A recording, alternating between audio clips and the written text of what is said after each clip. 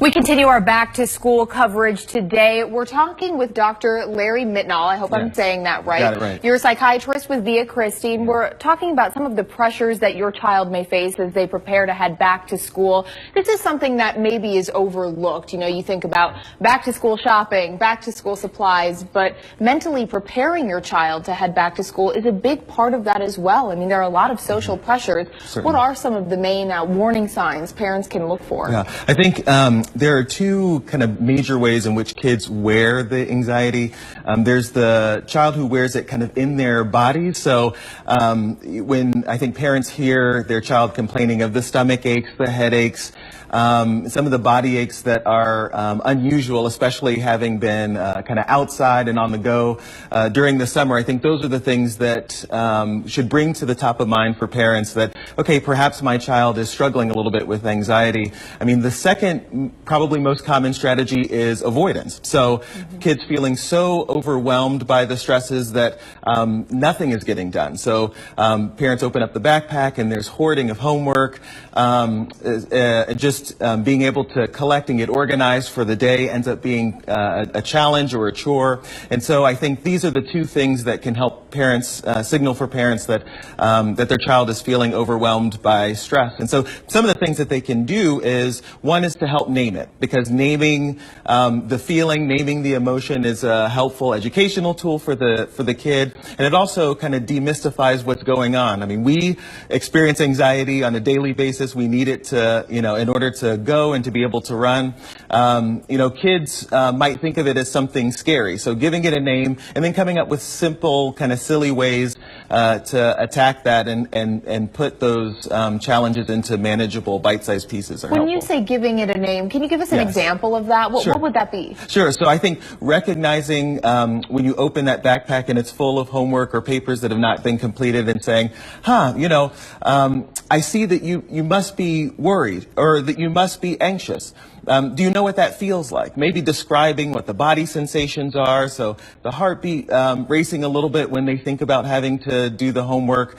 Maybe their palms get a little bit sweaty. So I'm starting to kind of describe that for them and then say, you know, you don't have to be as scared of this emotion. Why don't we boss back or bully back on these anxious thoughts that you're having, and then come up with, you know, silly ways to kind of break that into manageable chunks so the child doesn't feel so overwhelmed. And parents shouldn't be scared to talk to their kids about that. Not at all. I think there have been a lot of really great movies that have helped parents to be able to have that conversation, like Inside Out, where they're able to kind of identify a character or a feature and talk about, you know, there are times that I feel like that, right? And I think when parents can be vulnerable with their children and communicate to them, that's helpful.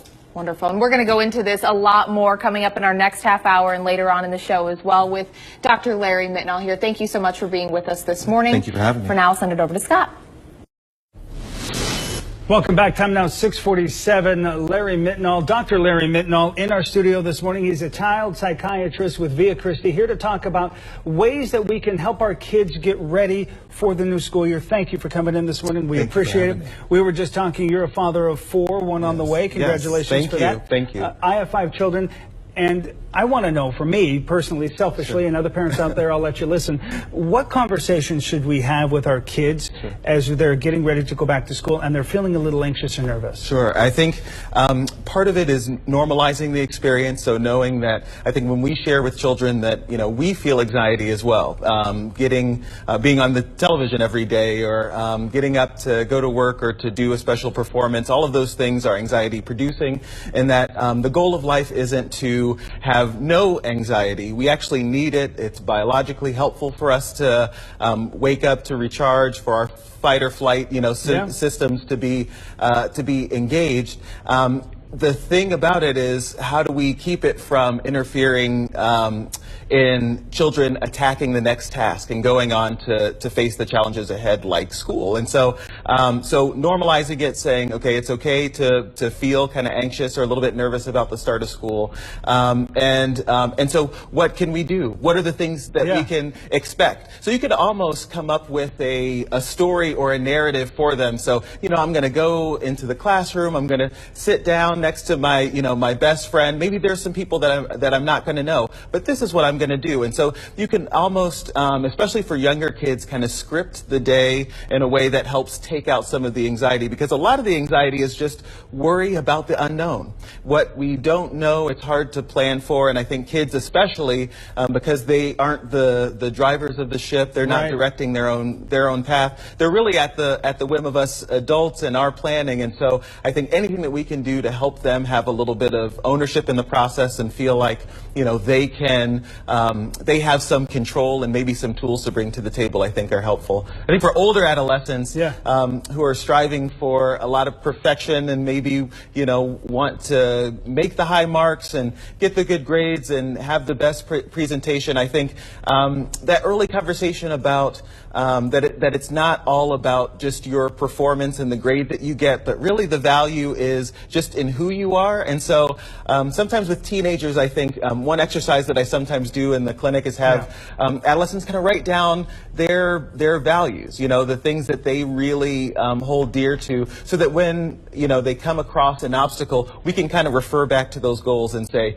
you know, here's how to live that value. All right, perfect. I love that. We want to continue this conversation, and we will, coming up on the KSCW around 7:15 or so. Larry, thank you very much. We appreciate it. All right, Rachel.